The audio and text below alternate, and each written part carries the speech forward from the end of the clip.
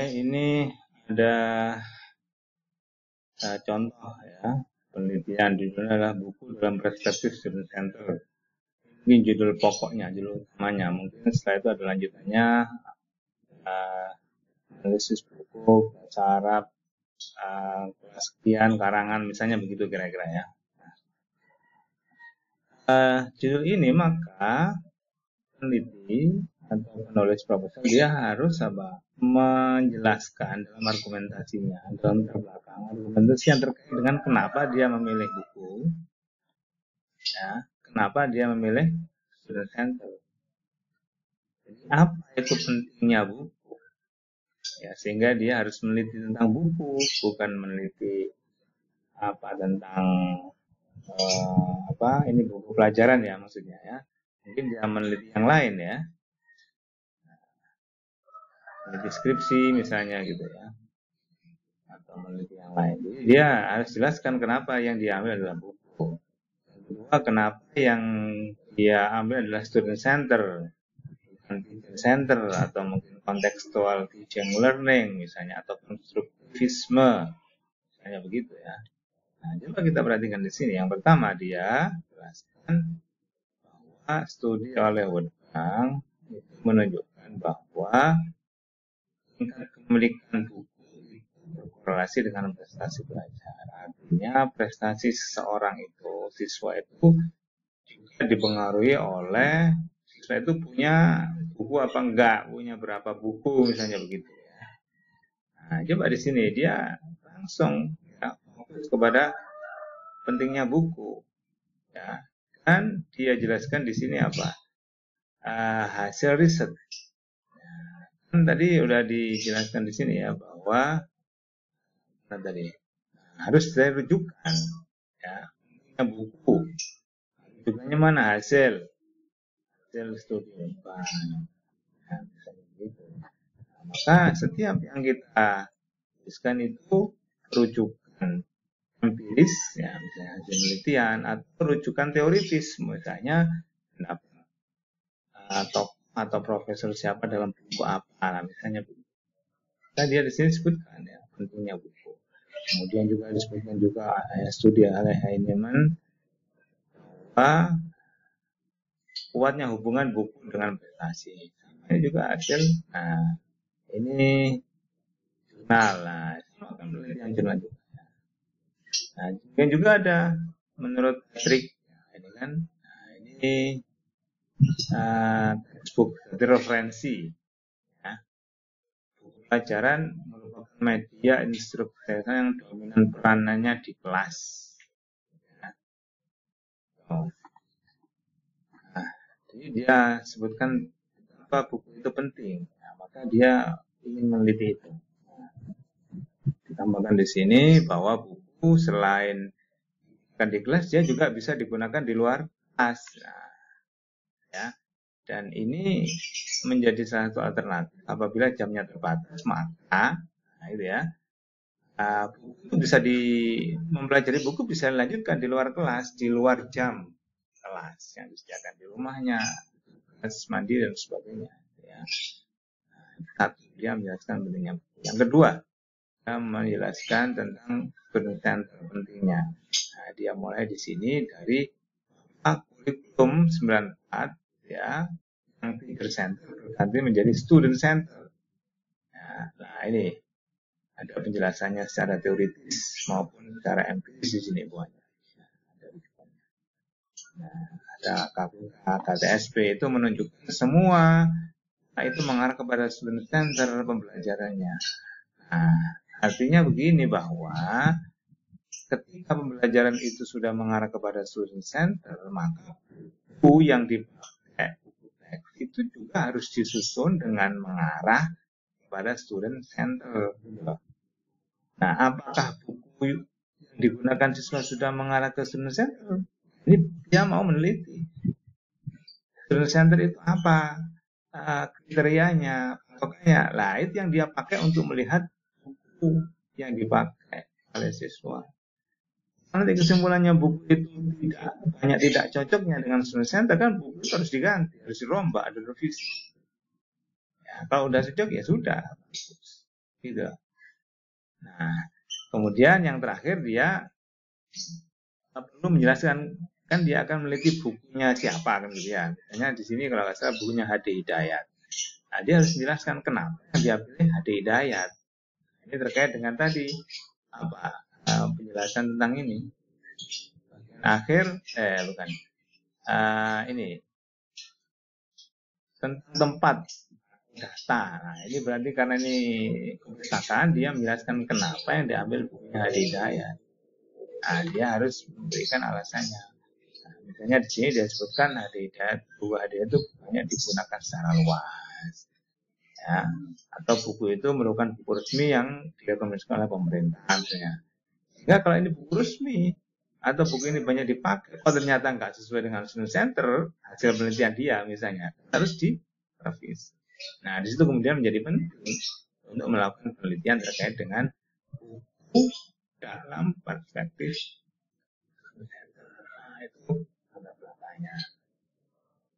Oke, ini setelah ini ada contoh yang lain ya. Oke, contoh berikutnya misalnya ini ya. Kesalahan gramatika dalam berbahasa tutur.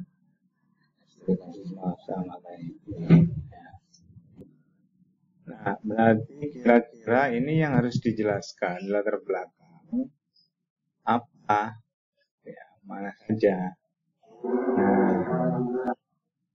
Nah, dari judul ini maka yang harus dijelaskan di latar belakang diargumentasikan adalah gramatika dalam bahasa tutur. Ya. Kenapa yang diambil adalah aspek gramatika, tata bahasa, ya, bukan aspek aswad, suara misalnya, bukan aspek mufrodat, gitu ya, tapi tata bahasanya. Tadi dia harus jelaskan kenapa pentingnya gramatika, gitu ya. Yang kedua, kenapa dia ngambil bahasa tutur, bahasa percakapan, kalam, kenapa tidak ngambil tentang qiraah, ngambil tentang kitabah,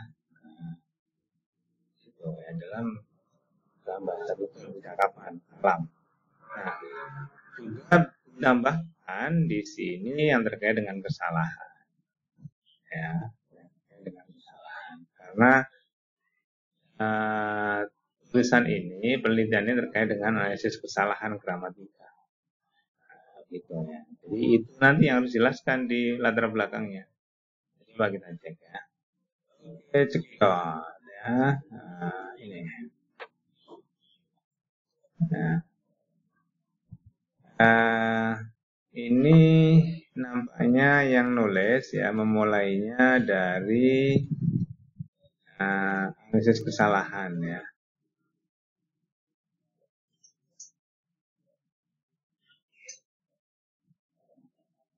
Mana tadi ya? Nah, jadi kan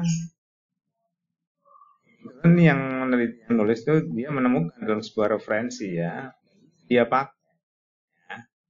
Jadi disebutkan di sini bahwa ada dua isu dalam pembelajaran bahasa asing. Yang pertama tentang gramatika, pas kan ya, tentang gramatika tadi, ya, yang beranggapan bahwa gramatika itu faktor utama dalam belajar bahasa kedua. Nah, yang kedua terkait dengan bahwa hasil koreksi dibalikan oleh guru atau siapapun ya terhadap kesalahan akan sangat membantu menguasai bahasa target. Nah, ini ada rujukannya. Nah, ini ya. Berarti ini referensi dia pakai. Nah, jadi setiap informasi, setiap argumentasi itu harus didasari oleh not landasan. Sehingga kita itu menjadi kuat argumentasinya, menjadi kaya dengan referensi. Ya. Nah, jadi dia di awal sudah langsung, ya, dia sudah langsung ke fokus apa tadi? Fokusnya adalah gramatika, kemudian kesalahan. Terkait dengan penelitian ini yaitu kesalahan gramatika. Nah, maka diuraikan di sini. Ya, dia kembangkan tentu di di kuatkan ya dengan referensi-referensi ini misalnya. Nah, ini yang menguatkan gramatika. Meskipun di sini juga berbicara, jadi kompetensi gramatika. Ya. So, kemudian, nah ini juga sama, survei Al-Azhar ya. Gramatika menjadi problema utama dalam ini. Ya, ada survei yang dia pakai sebagai landasan argumentasi bahwa gramatika itu memang penting kayak gitu ya. Nah, kemudian barang yang kedua yang terkait dengan koreksi analisis kesalahan ya. Memberikan koreksi, nah berarti kan melakukan analisis kesalahan. Nah, dia uraikan di sini pentingnya kesalahan itu apa ya. Nah, dia sini ya. Jadi ada referensi ini ya.